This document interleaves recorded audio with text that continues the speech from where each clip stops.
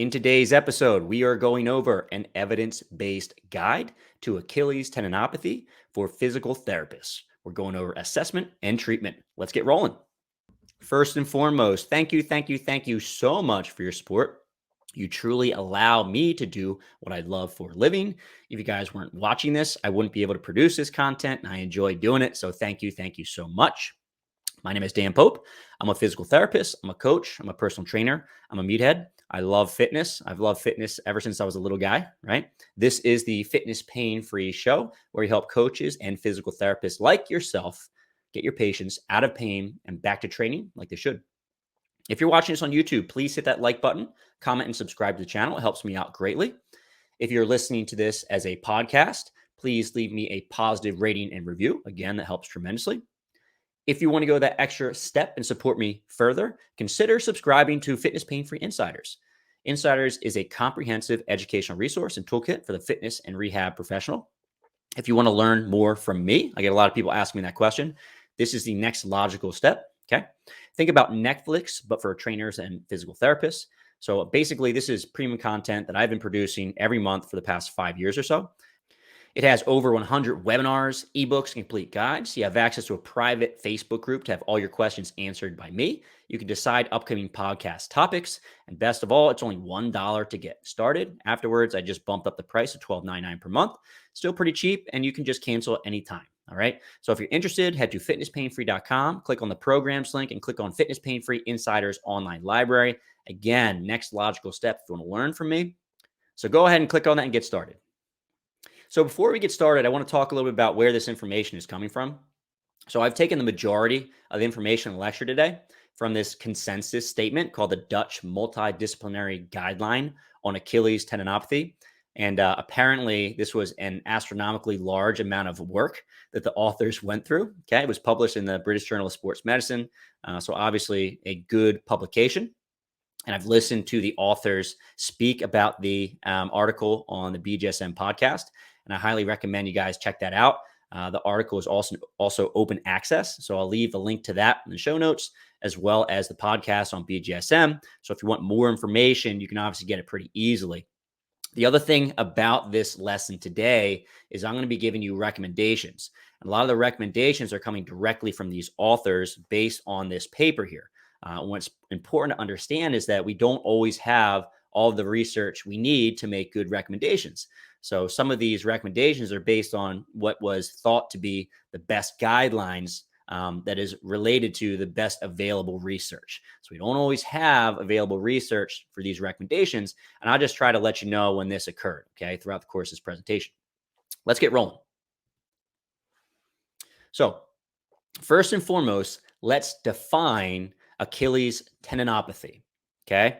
And this definition is coming from the ICON 2019 International Scientific Tendinopathy Symposium, right?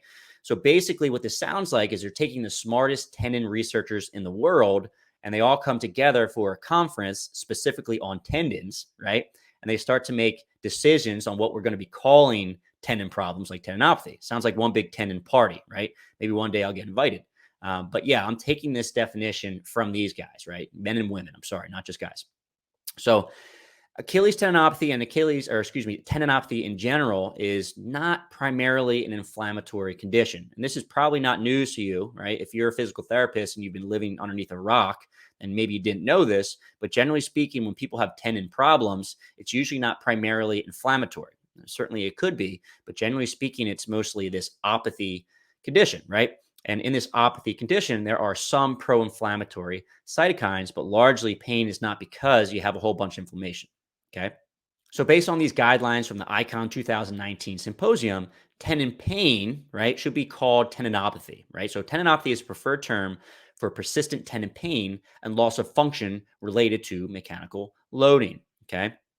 And tendinopathies in general are very common throughout the body. So a percentage of the population is going to get it, right? Large population, really. So in terms of the rotator cuff, 5.5% of the population will get rotator cuff tendinopathy. 4.2% of a general population will get gluteal tendinopathy, and 2.4% of a general population will end up with Achilles tendinopathy. And the other thing that's important to understand is that more folks than that actually have tendinopathies over the course of time. only a percentage of those get symptomatic. All right. So what this means is you can have tendinopathy via imaging, ultrasound, or MRI, and have absolutely no idea that you have it. Okay. And generally speaking, 80% of all tendinopathies are asymptomatic. Only 20%, right? So 1 in 5 of these tendinopathies actually end up hurting. Okay. So let's talk about the relevant anatomy for Achilles tendinopathy. So what structures are important, right? So first and foremost, you have the muscles. You have your gastrocnemius, gastroc for short, and soleus, right? So that's going to make up the muscular component. And then as the muscle goes closer and closer to the heel, that muscle is going to turn into a tendon, right? And you can have a tendinopathy, so pain within the tendon, and that could be in the mid portion of the tendon, which is going to be defined as 2 to 7 centimeters from the insertion of that tendon into the calcaneus. Or you can have a insertional tendinopathy, which is going to be 0 to 2 centimeters from the insertion. Okay. Now, where the tendon inserts into is the heel bone, also known as your calcaneus. All right. So people have issues right on the Achilles tendon. That's where this is coming from. So I want to go over a little bit about how tendinopathies form. Now, I don't want to go too in depth just because this is kind of beyond the scope of this lesson today, but you give you a little backstory on how these Achilles tendinopathies occur and what an Achilles tendinopathy actually is, right? So when someone is developing a tendinopathy, right, and usually this is an overuse condition. Over the course of time, you have a spectrum of changes that occur within the tendon that lead to pain and disability, right? And it's the tendon changes are going to be characterized by abnormalities in the microstructure, composition, and cellularity of a tendon. So if you're looking at a normal tendon without tendinopathy, that tendon is composed of highly arranged collagen fibers with sparse cells, mostly tenocytes, aligned along the length of the collagen fiber. And the way it's been described to me that makes a lot of sense, it's kind of like spaghetti in a box before it has been cooked, right? So it's all lined up really well. Over the course of time, as you develop a tendinopathy from overuse of that tendon, you have fragmented collagen fibers, disorganized collagen bundles, an accumulation of glycosaminoglycans, and increased microvasculature associated with neoinnervation, so new nerves, leading to adverse changes in the material properties of the tendon. Okay. And this is pretty interesting. And it's actually one of the ways they'll define a tendinopathy is I'll use a Doppler ultrasound and they'll look at flow within the tendon. And if there's flow present, there's a sign that there's tendinopathy. So there's new vessels that are now grown within the tendon. And the idea, right, and this is a little contradictory based on the research we have, is that you're growing new nerves in the area, right? You're building up a new alarm system. And now this area is more likely to hurt because now there's new nerves there. Okay. So what I tell my patients all the time is that if you have a tendinopathy, that's your body's way of trying to keep you safe, right? So if you move into a neighborhood that has a lot of crime, you probably want a nice alarm system, all right? But the problem with that is that if the mailman comes by and tries to deliver your mail, sometimes he sets off the alarm, okay? Maybe the same thing is going on in our body. So basically, the body is taking a lot of stress via, let's say, running, and the Achilles tendon, right, is taking the stress, and your body's like, well, I'm a little concerned with the amount of stress you're throwing at me. I'm going to put a really good alarm system in here to make sure we don't hurt ourselves. Okay. That might be one of the reasons why these tendinopathies become painful over the course of time, although we're not completely sure. Okay. So what's the prevalence of Achilles tendinopathy? So Achilles tendinopathy is pretty interesting because it's problematic in athletes and non-athletes alike, right? So if you're a runner, right, let's say you're an international level runner and you run all the time and eventually you get Achilles tendinopathy. So you had a very baseline level of fitness, right? And it takes a lot for you to get a tendinopathy in that situation, right?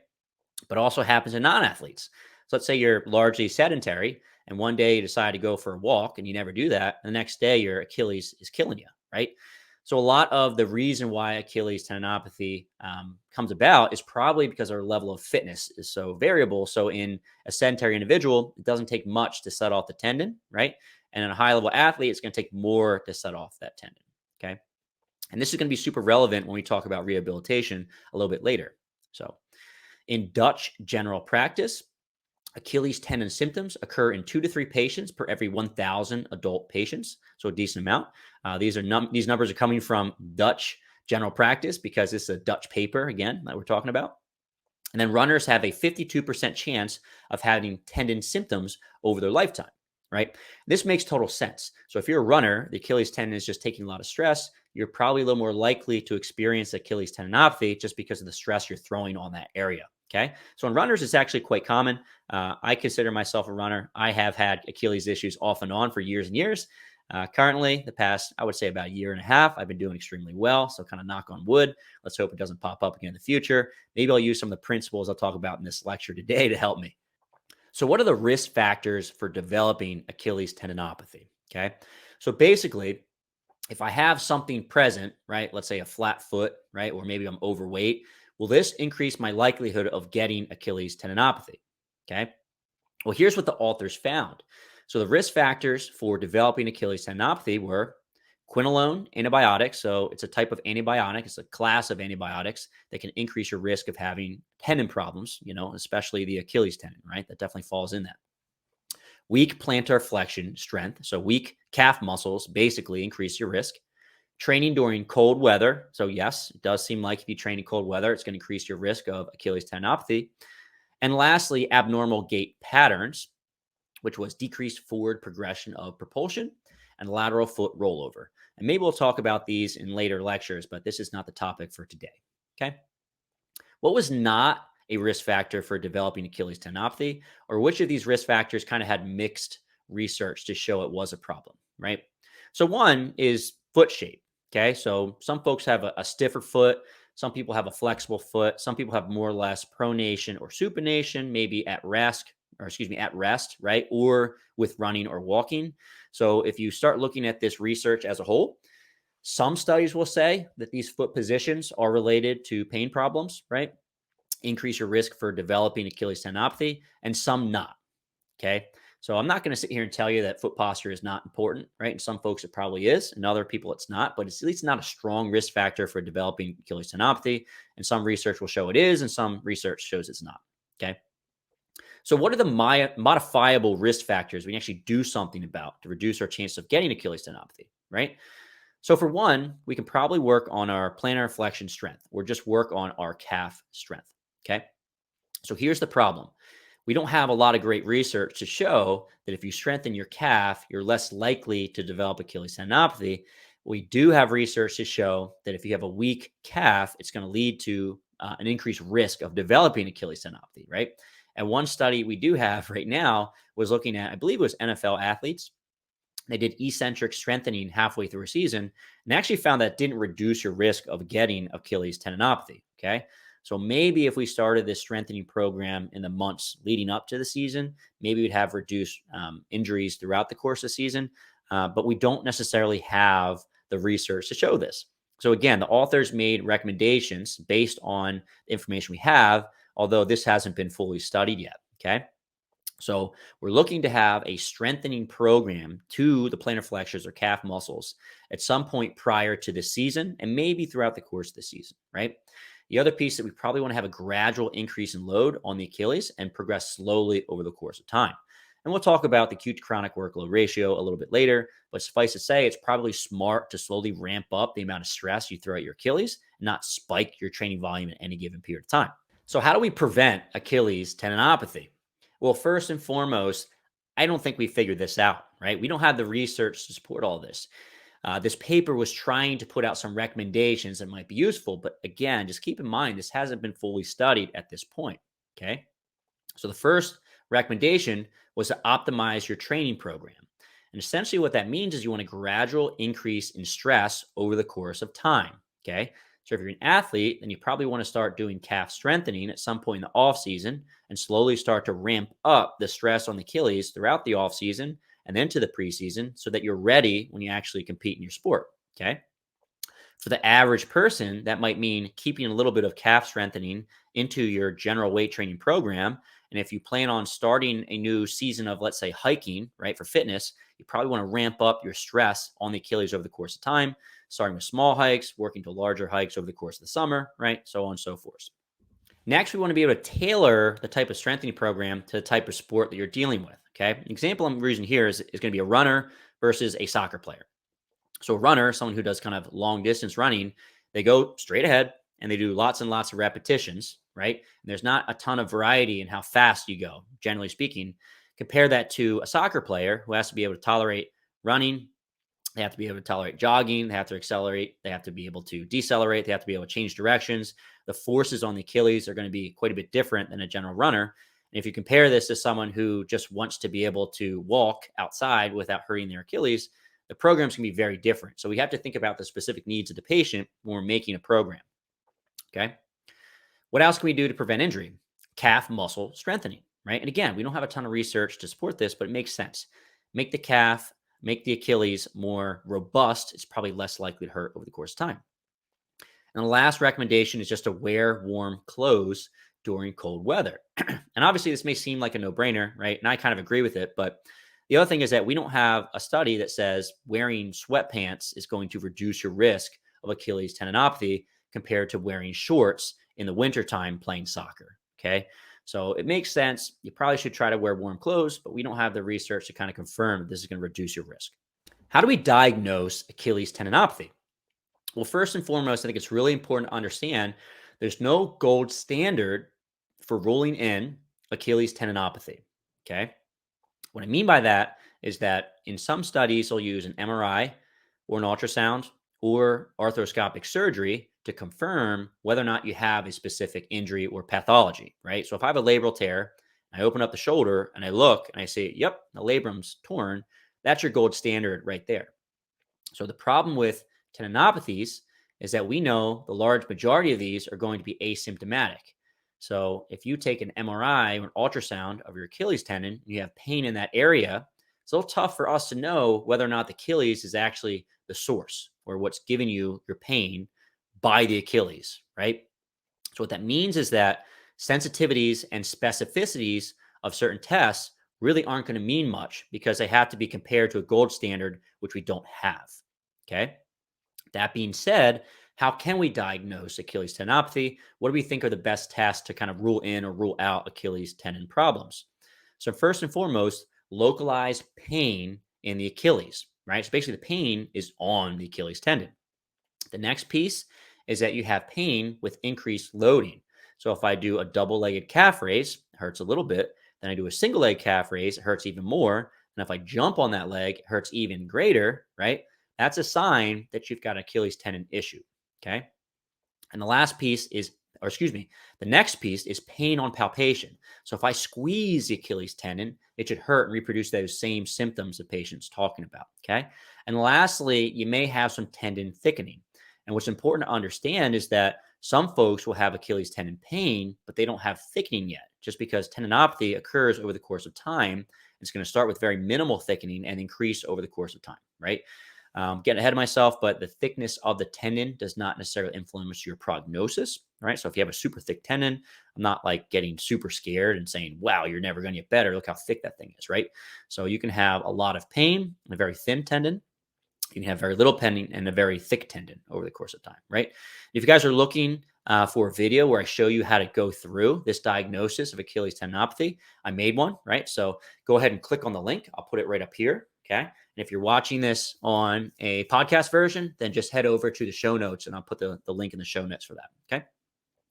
The other pieces to think about is that we can have an insertional Achilles tendinopathy. We can have a mid-portion Achilles tendinopathy. And what that means is that an insertional Achilles tendinopathy is closer to the insertion where the tendon attaches to the calcaneus, right? And that's defined as insertional is within 2 centimeters from the insertion of the tendon, right? So basically right on the back of the heel. And a mid-portion Achilles tendinopathy is going to be 2 to 7 centimeters above the insertion, right, of the tendon. So this is important because the theory is that in an insertional Achilles tendinopathy, when I go into end range dorsiflexion, I am stretching the Achilles tendon against the calcaneus, right? And we have limited research to show that when you're trying to get better from insertional Achilles tendinopathy, patients tend to do better with a calf raise program where you start at neutral or on a floor, as opposed to doing a calf raise off a step when you go into end range dorsiflexion.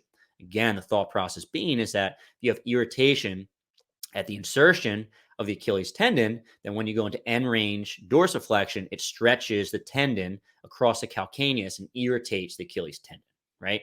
So that's the reason why we would differentiate between insertional versus mid portion.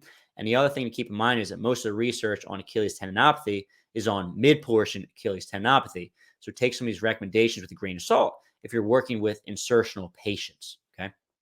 Let's talk about some differential diagnosis of Achilles tendinopathy. So if you have pain around the Achilles, there's a chance you might not be dealing with a standard Achilles tendinopathy. So what do we have to be on the lookout for? Well, the first one is enthesitis, okay? Now, if someone has a history of some sort of rheumatic disease, psoriatic disease, get you thinking maybe this is not your garden variety Achilles tendinopathy. If you have suspicion of that, you refer out, okay? You could also have a tendon xanthoma, right? And if there's a family history of high cholesterol or cardiovascular disease at a young age, or just high LDL values, that's what you might be dealing with. It may not be the Achilles tendinopathy, right? I think the big thing to keep in mind is if you think that it's something different than Achilles tendinopathy, or someone's not progressing as they should over the course of time, and we'll talk about how they should progress over the course of time, then you just refer out, okay? Piece of cake, nice and easy to do. So should you use imaging for Achilles tendinopathy, all right? So in the Achilles, the preferred diagnosis is going to come from ultrasound imaging, okay? If you don't have access to ultrasound imaging, then MRI is probably your next best option. However, ultrasound works well and it's cheaper. MRI is more expensive, right? So in the Dutch paper that we're referring to here, only 55% of researchers actually use any sort of imaging in order to come up with a diagnosis, okay? So kind of mixed in terms of whether or not you need imaging to rule in Achilles tendinopathy. Now, going back to this ICON symposium, the International Scientific Tendinopathy Symposium, only a quarter of experts felt imaging was necessary for diagnosing tendinopathy, right? So when should you use imaging? It's used when you have uncertainty about the diagnosis of Achilles tendinopathy, or there's some sort of abnormal progression of symptoms over the course of time, okay? The other piece, and I talked about this earlier, is that thickening can be absent in some cases. So if you're using imaging to rule in a tendinopathy and you're not noticing much thickening, right, within the image, it might lead you to believe there's not a tendinopathy. However, the tendinopathy might not be very advanced at this point, okay? So when you're looking at an image, how do you actually rule in that Achilles tendinopathy? Okay. So if we're talking about mid-portion Achilles tendinopathy, the imaging should show thickening of the tendon. It should also show altered echogenicity on ultrasound and altered signal intensity on MRI. Okay. The other thing you'll see is a presence of Doppler flow. Okay. And I spoke about this previously, but basically you start to see flow in tendons when there's tendinopathy. Okay. And this is due to this neovascularization. So now we have more vessels within the tendon that are now having some flow, right, of substances through there. Okay. And here's the thing. We have no research to show the amount of imaging findings reflecting prognosis. Okay. And this is kind of cool, right? So basically, if you have a really thick tendon, it doesn't necessarily mean that you're less likely to have a positive prognosis over the course of time. All right. And the other thing that's kind of cool is you don't need imaging to have success with your treatment. Okay. And that's important for physical therapists to hear, because if you have someone come in and you suspect that they have Achilles tendinopathy, you can get them better without an image. Okay. And you can let your patients know that you don't need imaging. Okay. If things are not progressing, yeah, let's do it. But I don't think you need this in order to proceed over the course of time, right? What are the best treatments for Achilles tendinopathy? This is cool. Active treatments were superior to wait and see. Okay. What I mean by this is that some conditions in the body, once you get injured, if you just let it go over the course of time, it tends to get better, right? And sometimes it gets better at the same rate as when we apply physical therapy or exercise or whatever it is. Okay. Achilles tendinopathy is not one of these. So if you wait and see, generally there's a poor prognosis over the course of time. Folks generally don't get better. But if you apply an active treatment, so usually what that means is some sort of exercise intervention, people tend to get better. Okay. So no or limited progress can be expected with wait and see. So if you don't do anything, probably won't get better over the course of time, or you probably won't be happy with the way things go just because there's going to be minimal effect to waiting. Okay. Now, the reason why I think this is important is because a lot of folks with Achilles tendinopathy, they'll just stop doing everything because they're fearful that the Achilles will rupture, right? If they do activities, right? And they also believe that rest is a way to get better. And for the Achilles, this is really not the case, right? Wait and see doesn't work particularly well. So it's important as physical therapists, we educate our patients, let them know, like, yeah, of course, this thing's not getting better. You're not doing much to get it better, right? So we need to make sure that we push an active approach. Okay. What else is helpful for Achilles tendinopathy? Well, this paper showed that education was important, right? And what does education consist of? So education consisted of an explanation of the condition. So maybe chat a little bit about how the Achilles tendon is giving you symptoms and chat a little bit about tendinopathy and what that is. Okay. You want to explain the prognosis. We'll talk about this a little bit later, but you basically want to say you can expect to get better around 12 weeks or so is how long it takes for most folks to start seeing some progress, right? We may not get rid of all of your symptoms, but we will see progress over the course of time, right? And these expectations are super important for your patients because patients constantly want to know how long this is going to take. And if they're not getting better right away, sometimes they freak out and say, oh, crap, physical therapy didn't work for me. There's something more serious might be going on here, or I need to try something different. When in reality, it just takes a little bit more time, and the patient needs to know that, okay? And the other piece that we need to educate our patients about is going to be addressing psychosocial factors and also pain education, right?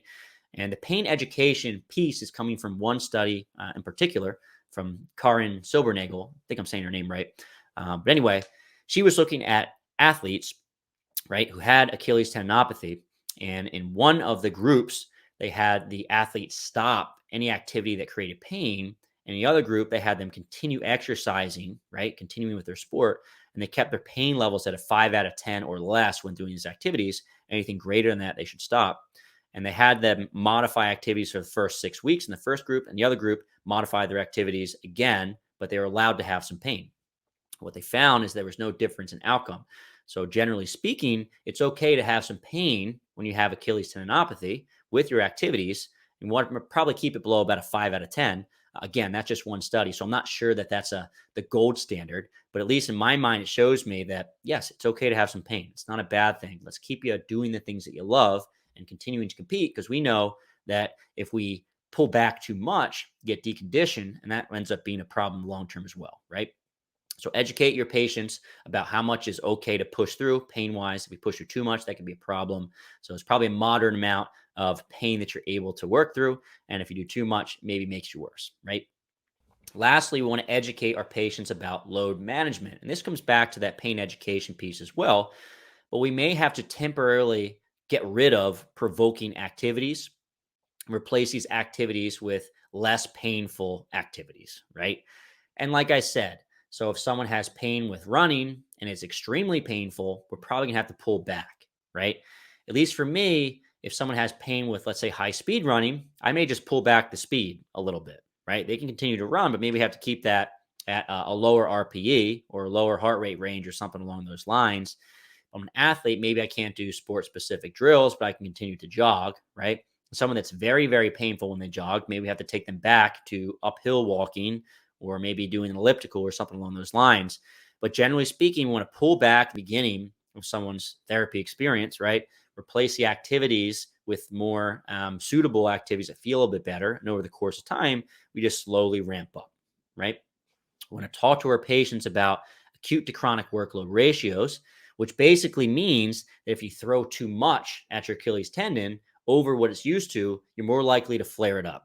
Okay. So over the course of time, we're going to back off of provocative activities and we slowly start to ramp up the stress on the Achilles over the course of time. Again, we can use that 5 out of 10 as a guideline for our patients. Okay. And here's the other piece. So when we were looking at the best treatments for Achilles tendinopathy, most of these studies were mid-portion Achilles tendinopathy studies. There are only 2 studies that were looking at insertional Achilles tendinopathy. So we don't know whether or not these guidelines are actually going to be effective for insertional tendinopathy. That's our best guess based on the research we have right now, right? So what are the best exercises we have for Achilles tendinopathy, okay?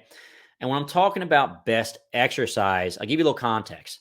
So when it comes to tendon physical therapy and the research on tendon physical therapy, historically, we've tried to separate out different types of contractions to see if they were more helpful for reducing pain over the course of time. The obvious one you hear about a lot is an eccentric contraction. So there's research on eccentric contractions versus concentric contractions to see which one is more beneficial for Achilles tendinopathy. The other hot one is isometrics, right? So isometrics in the treatment of Achilles tendinopathy. So what kind of exercises, what kind of contractions are most effective for getting rid of Achilles tendinopathy? Well, here's the thing. There's not a lot of difference in outcomes when you apply eccentrics versus heavy slow loads versus isometrics to the Achilles tendon. And some of this research is mixed. So you're going to find a little bit of research that shows that eccentrics are better. You'll find some research that show maybe isometrics are better. Then you'll find another study that shows it's not better, right? Or isotonics or more effective than eccentrics. The research is kind of all over the place. Okay. However, in most of the studies, they'll show that you start with easy exercises and low loads and work to higher loads over the course of time. Okay. So, regardless of the type of exercise intervention you use, you probably want to start with easy stuff and work your way to harder stuff over the course of time. The way I tend to think about it, from isometric to isotonic, right? Heavy, slow loads and then fast exercises. Isometrics tend to be the easiest on the tendon, right? And then you can work your way to isotonics, and then you eventually work your way towards fast isotonics, right? And heavy, slow loads are another one of those popular exercise interventions right now in the physical therapy world. I would say if you have a really painful tendon that doesn't tolerate heavy, slow loads, we start with isometrics. As soon as you can handle heavy, slow loads, we start those, and then eventually you have to work on speed. And that's going to be the last part of your rehabilitation. So heavy, slow loads will be second. And then lastly, we have to incorporate some plyometrics. You may not ever have to get to the plyometrics if your patient's not trying to get back to a sport, right? They may not care about plyometric loading of the tendon at any point for the rest of their life. We don't have to do box jumps with our elderly patients, right? It's just not important to them. Okay. The other point, and we just talked about that, is that sport specificity is going to be very important. Okay. Your start and end points are going to be very different from patient to patient. So, going back to our last example, if I have a patient that just wants to get back to walking, I never have to give them plyometrics in the rehabilitation program. But the other piece is they may start off much more painful than an athlete. So, maybe early on in that individual that just wants to get back to walking, I'm utilizing a lot of isometrics, right? But if I have a patient that has Achilles tendinopathy and let's say they want to play soccer, right? And right now they can actually tolerate a little bit of running and they can tolerate heavy, slow loads. I'm not going to give them isometrics unless I have a really big benefit from them, just because I feel like we can skip that step. I want to get to more sport specific activities sooner, right? Maintain my fitness as much as possible and push them to a better place faster. Okay. So your start and end places are going to vary very much based on the type of patient, their goals, and also how severe the symptoms are. The idea is that you slowly progress over the course of time and you make the activities more specific to the sport or activity the person wants to get back to. Okay. Like I said previously, there's no difference between isometrics and isotonics in our research. You will find some studies that show an analgesic effect of isometrics, right? And I have a video that I'm going to post here. If you guys want to check it out, put it right over here. I'll put that in the show notes if you guys want to check it out, if you listen to the podcast version of this. So basically 5 sets of 45 seconds isometric push at a 7 out of 10 or 70% MVIC has been shown to reduce pain by about 50% in some research. In other studies, it did not reduce pain. And still yet in other studies, just doing isotonics, right, we're able to reduce pain as well as isometrics, right? So I'd say use isometrics if they work out really well, or if your patient is very painful and they can't tolerate isotonics.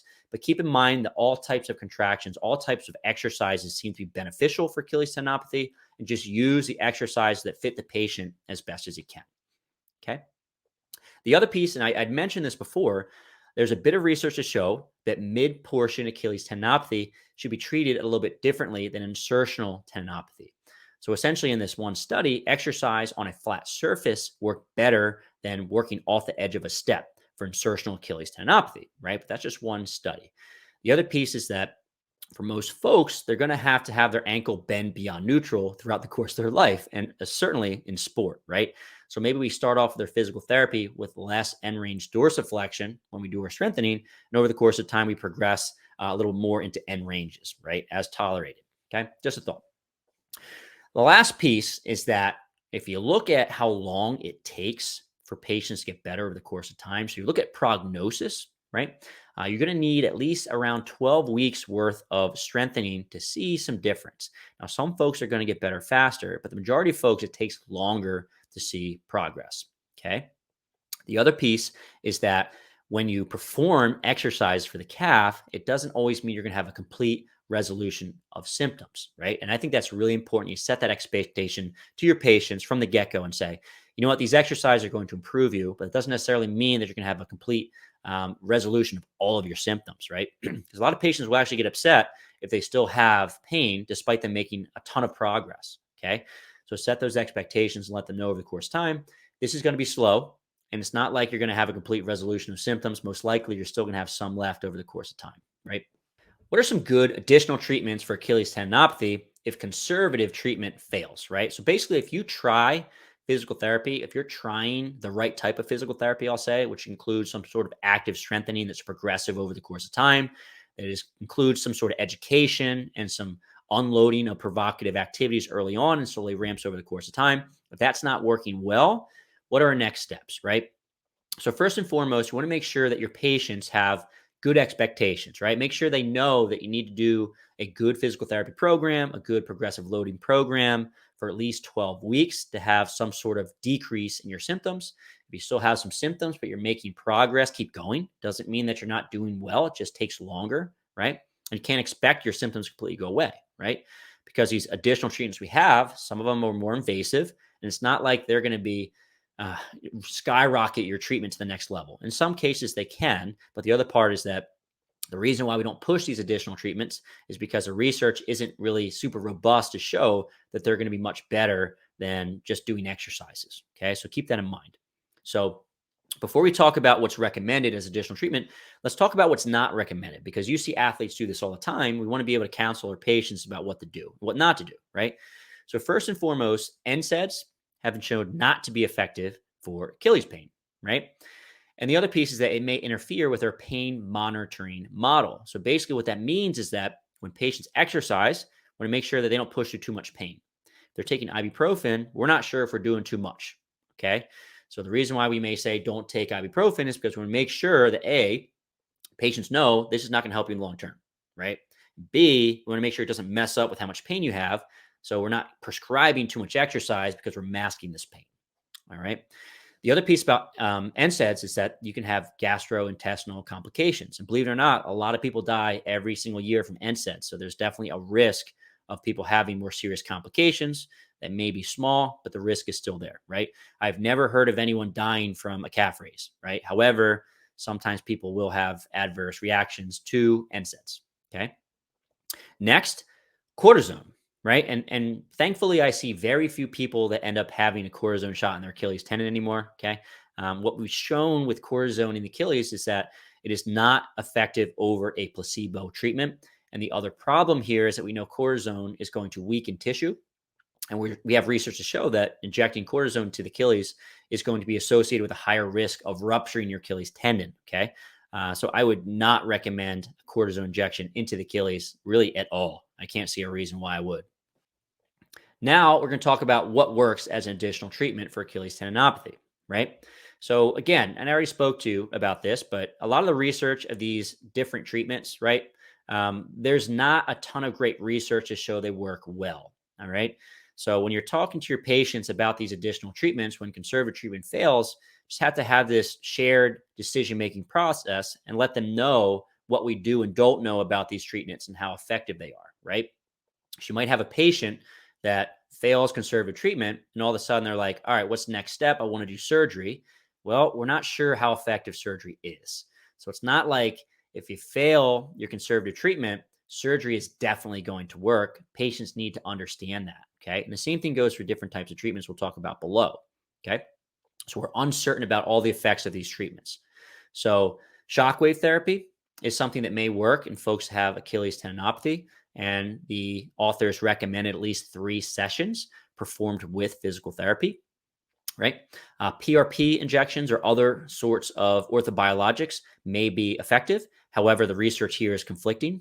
Okay, so the authors of this paper couldn't advise for or against these treatments, but what's at least kind of nice in Achilles tendinopathy and orthobiologics seems like there's no side effects, right? So it's not like you do a PRP injection and then your Achilles is going to rupture, all right? It doesn't seem to do that.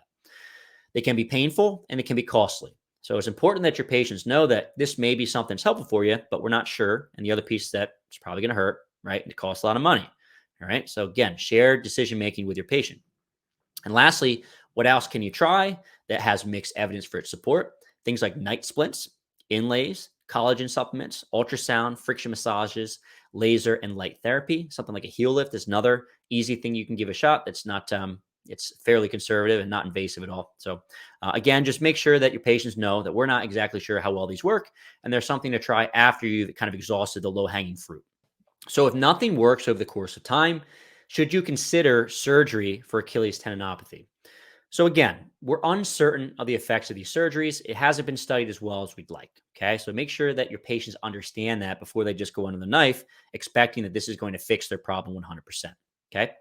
So first and foremost, you don't want to recommend any sort of surgery or surgical consult. So if you're a physical therapist, right, you're not going to outright say, I want you to do surgery.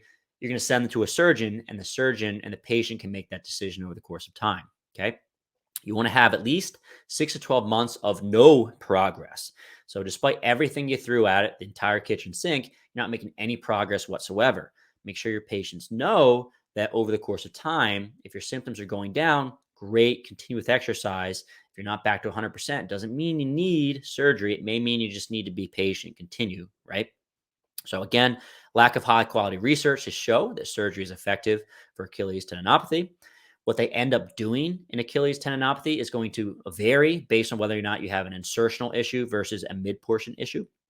If you have a mid portion Achilles tendinopathy, the surgery generally involves some sort of debridement of pathological tendon. Keep in mind that there are multiple different types of treatments that you can do. So the research is kind of mixed in terms of the types of surgeries that people undergo. But largely, those surgeries are going to have some sort of debridement of the pathological tendon. In folks that have insertional Achilles tendinopathy, usually surgery is going to involve excision of the retrocalcaneal bursa, as well as taking away Haglund's deformity. So basically, you can grow additional bone on the calcaneus over the course of time. And generally, surgery for insertional Achilles tendinopathy is going to have the Haglund deformity removed, right? Or taking part of that away. Okay. The other piece, and obviously this you realize this, but surgery has complications. All right. And one of the bigger complications with Achilles surgery is that the Achilles tendon skin, so the skin above the Achilles tendon, doesn't heal as well as other parts of the body. Plus, if you're putting stress on your foot, there's a chance that the wound can separate and then you can have an infection. So, around 10% of Achilles surgeries end up with an infection. Infections are never good, right? So, there is a risk of getting that with surgery. So, what is the prognosis for Achilles tendinopathy? Prognosis just basically means what can people expect over the course of time about how much improvement or lack of improvement am I going to make? All right. So remember that prognosis is an important educational component for your patients. So you have to kind of understand what the research shows in this regard in order to educate your patients. So how well people do obviously is going to depend very much on the study that you look at, right? So in runners, right, in one study, they're asking patients if they felt recovered over the course of time, right? And obviously, recovered is going to be different in meaning from person to person. Some folks may still have a decent amount of pain, but they may still say they feel recovered. And some folks will not say they feel recovered unless they have 100% resolution of symptoms and never, ever feel it ever again, right? So take that with a grain of salt. So in a running cohort, I think this was by the year mark, 2/3 of patients felt recovered. Okay. So 2/3 of folks are pretty happy with the recovery and they actually feel like they made a recovery over the course of time. However, if you look at other outcome measures, so one outcome measure that's used pretty frequently with Achilles tendon pain is the VISA A. Okay. And here's the thing. In patients that underwent physical therapy for the Achilles tendon, only 1/3 of patients fully recovered based on this VISA A outcome measure at the 1 year mark. Okay. So most of the patients, again, they feel like they make some progress and the outcome measure will reflect this. But at the 1 year mark, very few people are actually fully recovered. Okay. So when you're setting expectations for your patients, you got to tell them at least 12 weeks to see some progress, right? And the other piece is that don't expect this to be 100% fully recovered, right? Making progress over the course of time is what we're looking for. What influences your prognosis? Are there certain variables to look out for? So if I have too much body fat, right? If I smoke, does that increase my likelihood of having a poor outcome with physical therapy, right? So things like age, BMI, gender, duration of symptoms, the presence of ultrasound abnormalities. And here's the thing. None of these things seem to relate with long-term prognosis, okay? And to be honest, this is kind of different than what I've read in other tendons in the body. So in some places, BMI is not great for tendons, right? Smoking is not great for tendons. It seems like if you do smoke, it's going to reduce your ability to recover over the course of time. These authors found, when they combed through all the literature, that age, BMI, gender, duration of symptoms, and the presence of ultrasound abnormalities do not affect prognosis. Okay. So if you have someone that's overweight or they smoke, doesn't seem to affect whether or not they're going to get better over the course of time. If they have a super thick tendon, it doesn't necessarily influence your ability to get better over the course of time either. Okay. So keep that in mind for your patients. So let's go over some guidelines to tell your patients with Achilles tendinopathy. Like we said earlier, education is super important for these folks. What should you go over, right? So what's important to understand is that the majority of patients are going to recover over the course of time. However, your symptoms may persist in the long term. It's not really reasonable to think you're going to get 100% better, although certainly some people do, okay? So 23 to 37% of patients have persistent symptoms at the 10-year mark, despite performing physical therapy or some sort of treatment. Okay. So you're still going to have a subgroup of people. This is about a quarter of all people, a little more than that, actually still have symptoms 10 years after they've gotten Achilles tendinopathy and gotten their treatment. Okay. So majority of athletes with Achilles tendinopathy are going to return back to sport. Okay. And this is probably going to vary depending on the sport. And the other piece is that we don't know if after these athletes return to sport, they still had some symptoms, right? Maybe they get back to sport, but it's still a little irritable, right? The other piece is that we don't know at what level of performance someone got back to. So let's say that you were, a highly paid professional soccer athlete, right? And you get Achilles tendinopathy and you're sidelined. When you return back to your sport, is your level of performance at the same level? Are you scoring as many goals? Are you running as fast, right? Is your endurance as good, right? Are athletes making the same amount of money, in the next 5 years after Achilles tendinopathy? We don't really know the answer to this, okay? However, most folks do seem to be getting back over the course of time. So you want to make sure you inform your patients about the inability to provide a long-term prognosis, right? Because the prognostic factors for long-term have not been identified just yet, okay? So we're kind of shooting in the dark here. We don't fully understand this. Over the course of time, obviously, we're going to get a little more research. We're going to guide our patients based on the information we do have, but let them know, hey, we don't know everything, right? So we're guessing a little bit. So what are the recurrence rates for Achilles tendinopathy? Recurrence just means, let's say you have an onset of Achilles tendinopathy, gets better over the course of time, it may recur, right? So what are the rates of recurrence? So here's the problem. There are no studies yet to identify the effectiveness of prevention programs, okay? And if you've had some Achilles tendon pain for a long period of time, you'll know that they do tend to recur, right? Unfortunately. The thought process is, if we can apply a strengthening program to the Achilles, it's going to reduce our pain and hopefully reduce the risk of getting more Achilles issues in the future. Okay. Here's a piece that's important to understand. We don't have research to show this just yet. Okay. We do have a little research in pro football players that if you return too fast to sport after an Achilles tendinopathy, right? And this study was less than 10 days, you're more likely to have your symptoms flare up again over the course of time, right? So what this might mean is that if you have inadequate rehabilitation, or if you return back to sport too quickly, it may increase your risk of Achilles tendinopathy, right?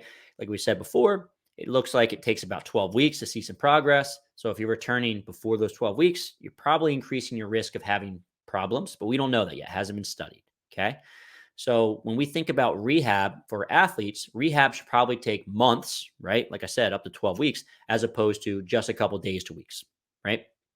After you have Achilles tendinopathy, we probably want a gradual build up to get back to sports over the course of time. Remember the acute to chronic workload ratio, right? And then we should probably consider applying a strength and conditioning program to the calf and Achilles to reduce recurrence rates.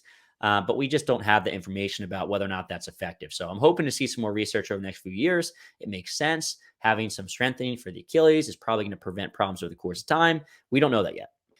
So here's what I want you to do next, guys. If you enjoyed this video so far, I have an entire course. It's free. It's called the Fitness Pain Free Mini Course. And we go over 3 lessons going to help you take a lot of this information that we went over so far and put it into practice. The first lecture is called Why We Need a Better System. So first and foremost, the way we treat fitness individuals, all right, athletic people in the gym from a physical therapy perspective is pretty much broke, okay? So we need a better system to serve the folks that are in the gym that get hurt, they want to get back to training, all right? Lecture number 2 is called 7 Reasons Why People Get Hurt in the Gym. And essentially, we have to know the reasons why people get hurt in the gym so we can keep them safe in the future, right? And when they get hurt, we have to know why and how to get them back to training in the gym. Okay. So a thorough understanding of this is very, very important. I actually have a really cool infographic that goes along with this lecture that you get for free as well. And lastly, we go over a case study of how to get someone out of pain and back to training. So these principles are all phenomenal, but we don't actually put it together and you don't understand how to create a program to get people back in the gym and keep them safe for the long term, then we lose, right? So I'll put a link in the show notes for this. It's a fitness pain-free mini course. Definitely check this out. So here are the references. You can check those out in the show notes. If there's any references you want to read about, I want to say thank you so much for your support. You do truly allow me to do what I love for a living. If you're watching this on YouTube, hit the thumbs up. I'd love to hear your thoughts on this presentation, so leave a comment below. And if you're not already, subscribe to the channel. If you're listening to this via podcast, give me a positive rating and review. Helps me out tremendously. It allows me to continue making these on a regular basis, okay? And if you want to go that extra step in terms of your learning and supporting me, head to fitnesspainfree.com. Click on the programs link, click on Fitness Pain Free Insiders online library and sign up. It's just $1, okay? Help me out tremendously, and there's a ton of great learning there, okay? Thank you very much, and I'll see you on the next one.